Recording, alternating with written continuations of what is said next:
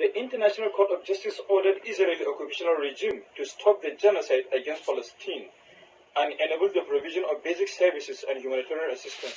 And also, the United Nations made resolutions that ordered Netanyahu regime to stop the ongoing genocide. But Israel did not stop. As a well-known anti-operation and also as a human rights activist in Africa, what measure do you think African countries and the world at large can take to stop Israel? And how would you commend the effort of Iran in helping the oppressed people of Palestine? Well, the position is simple and clear. First of all, going to the second question, let me talk about the efforts of the Islamic Republic of Iran. They have made us all proud as human beings that they've stood up against the oppression of the Israelis, particularly the wickedness and barbarity of Netanyahu and his government. And they have shown the world that even the oppressed and those that have been misrepresented and those that have been slandered and lied against and treated with contempt, that when the time is right, they too can stand up against the neighborhood bully. And that is what Iran has done. And believe me, the strength of Iran has inspired millions all over the world, not just in Africa, not just in the Middle East, all over the world. That at the end of the day, when somebody goes too far, like bombing the High Commission of a foreign country in a foreign land with such impunity, you've attacked Iran in Syria by bombing their embassy in Damascus. That's a direct attack. And the response of the Islamic Republic of Iran was virile, was strong, was focused, and sent a mighty signal, not just to Israel, but to the entire world, that at the end of the day, those that you felt could not stand up for themselves, those that you have maligned for so many years, those that you have misrepresented, and those that you felt had nothing to offer and could not stand up to the bully, did far more than standing up to the bully, but they did it with humanity and with precision. How was that? They did not kill anybody in Israel, but they showed clearly that they are capable of targeting every single Israeli city and rain all kinds of fire over them within a matter of seconds.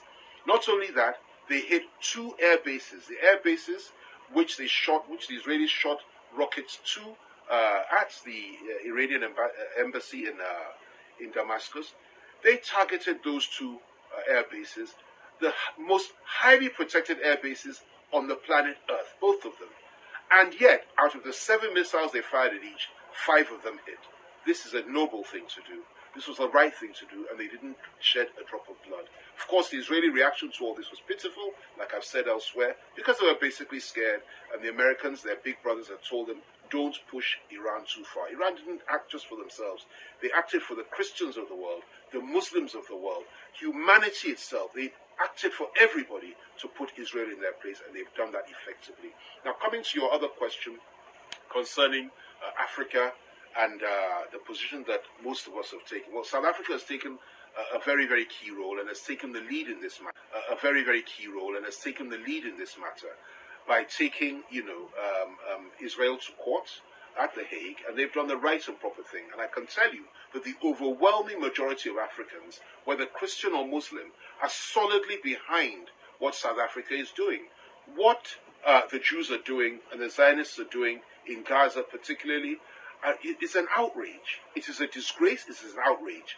And this has called to question the right of Israel to continue to exist as a nation. I've said it before, and I'll say it again. Nobody needs to tolerate or accept the notion that Israel has the right to exist, as long as Israel displays the level of barbarity that they are displaying. They are accused of mass murder. They are accused of genocide. They are accused of ethnic cleansing. They are killing not just Muslims, they are killing Muslims, Christians, and anybody else and everybody else. They are killing even their own people in Gaza. And they enjoy killing. Listen to the statements made by the Minister of National Security of Israel. Listen to the statements made by their Minister of Finance.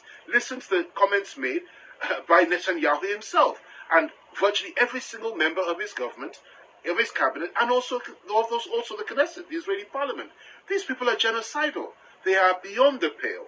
And as far as I'm concerned, Israel has lost the right to exist by virtue of the fact that they have inflicted nothing but pain and destruction on humanity. Gaza will rise again. the oppressed people of the world will rise up, no matter what their faith are, will rise up in the name of God and in the name of humanity to oppose the evil of the Zionists by God's grace.